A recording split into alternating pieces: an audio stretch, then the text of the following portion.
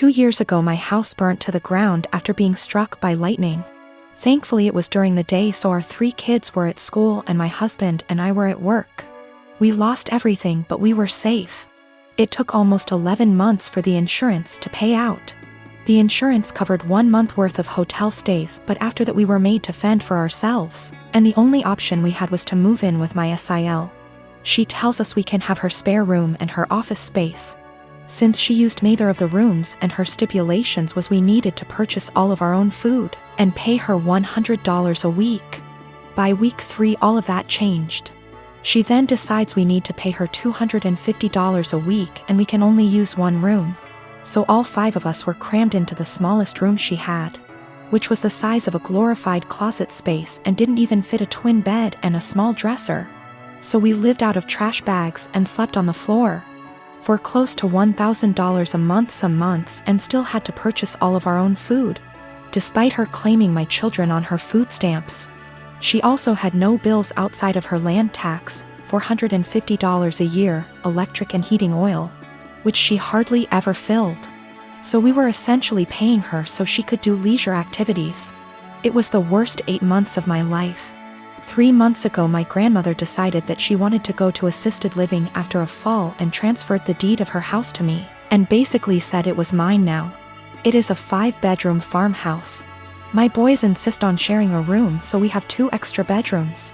Well, my sister-in-law lost her house last month due to not paying her land tax for several years and asked if her and her stepdaughter could stay with us until they get enough money to move down south. I said sure, 1 bedroom, $800 a month, and you have to buy and cook all your food separately because my daughter is vegan.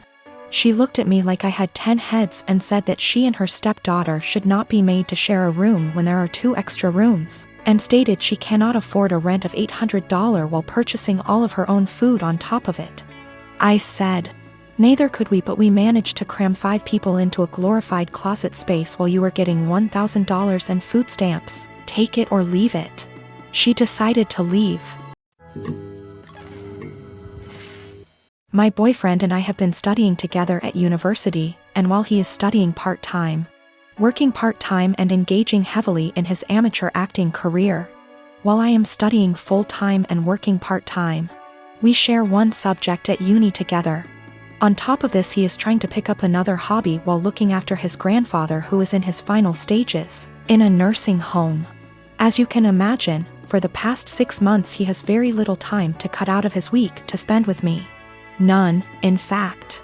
I have been fine with this for the most part. I have been driving 45 minutes 3+// times a week to get to his house so we can steal a few hours together, but he doesn't have time to spare. This is an inconvenience I can live with. However, he has been asking me to do a lot of other things too.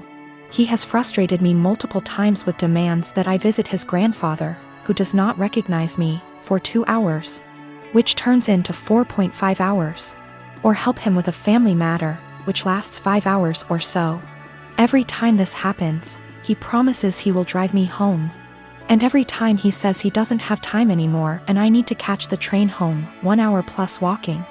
I have spoken to him about how this is unfairly affecting me, and he seems to take it on board, but just forgets again the next time he needs something.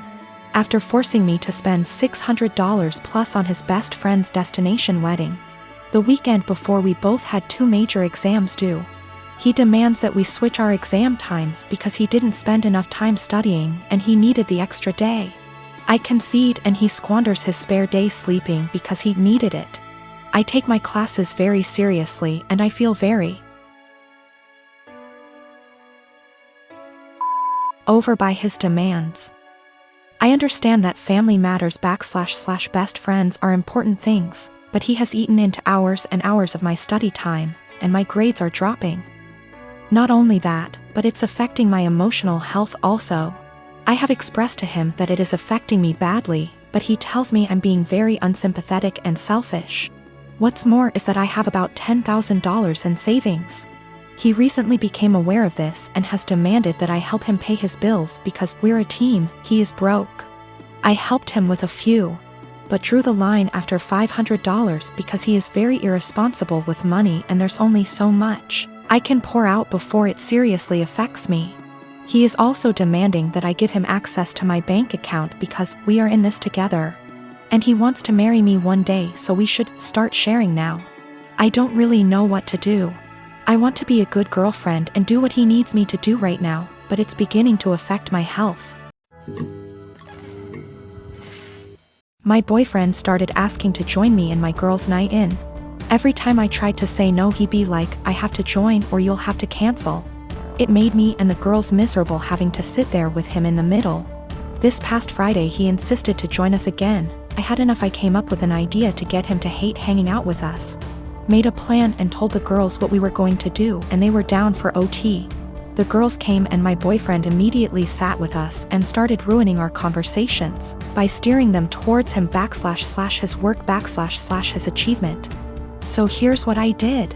I started bringing up gross / embarrassing subjects, and the girls were eating them up by talking about them in details. Subjects like sevgs, periods, his most sensitive spot, cramp diarrhea, hairy legs, fart getting trapped in the vulva and coming out the front, squeezing shit out of our faces, cramp diarrhea, dirty underwear, and again, cramp diarrhea. We talked about this stuff in boring details, like, I could feel his discomfort without even looking at him. But God, when I turned to see why, he got quiet suddenly. He was getting red in the face, and had sweat all over his forehead. I bet he found himself unable to relate to this subject, thus couldn't take part in the conversation. He got up from the couch ready to head out. I looked at him and asked where he was going, and he was like, I just remembered that I have an important meeting with a guy in about 10 minutes and I have to go now. He rushed out telling us to have fun. The girls and I started laughing hysterically. He came home and berated me, saying I made him feel uncomfortable / sick with the horrible subjects I kept bringing. I said, what you talking about? This is the typical stuff girls talk about all the time, but he insisted I made him upset and caused him to leave. He declined to speak to me and been quiet since then. This is his apartment. He tells me who is and isn't allowed to come, and I thought this was fine since it's his place. Though I help with the bills, but he makes so much more as the head of security in his company, so that's that. I just can't believe how dense and blind I've been to his negative ways. He's still giving me the silent treatment, and I've decided it's just a lot to take. And so I'm temporarily moving in with one of the girls and will now be definitely reconsidering few things. I am a 41 years old male, single dad with a 13-year-old daughter, Lacey. My wife died in childbirth, and it's just been me and Lacey all her life. My sister has been a big help in raising Lacey, and we do keep in contact with her maternal grandparents. The issue started a couple of months ago when Lacey started her period. I knew this day would come, so I spoke to my sister, my female best friend, and my mother-in-law to be well prepared. I gave her the talk with her grandmother and aunt there. I buy her pads and tampons. I even have Midol and heating pads ready for Lacey when she needs them. The problem began when I began to notice a smell coming from Lacey's room. I went in to investigate and found pads and tampons openly disposed of in her wastebasket. I checked her bathroom and it was worse. She had her blood-stained undergarments in the tub. I took out her trash and did my best to get rid of the smell, but I didn't know what to do with the underwear in the tub. Later, I noticed bloodstains on the couch. It took a while of cleaning, but I got them out. I figured that was the end of that. It happened again last month, when I noticed Lacey's room was stinking again. And I saw she didn't even wash the underwear from before. The bathroom was unbearable at this point. Then earlier this week, I saw bloodstains on the couch again. I sat Lacey down and told her that she had to learn to properly dispose of her feminine hygiene products and wash her underwear, as the smell was becoming too much. And to be careful of getting bloodstains on the couch or anywhere she sits. I also noticed her sheets had a lot of bloodstains and brought this up too. I also let her know that it was okay to get blood on things as long as she washed them. And I wouldn't be upset if I saw her bloodstained items being washed. Lacey immediately blew up at me, saying that periods aren't gross and that I was period shaming, and that I needed to educate myself on menstruation. I then got texts from my sister and mother-in-law scolding me for making Lacey feel ashamed of her bodily functions. But I honestly wasn't trying to convey that periods are gross.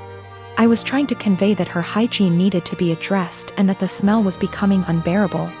I just wanted to make sure that Lacey knew how to properly dispose of pads and tampons without it smelling, and that I wouldn't be annoyed if she washed her blood-stained items. We have washed the sheets with hydrogen peroxide and purchased some OxyClean for future instances should we need it. I have asked her aunt and grandmother about, and they'll be able to give her more info as different hygiene products she can use.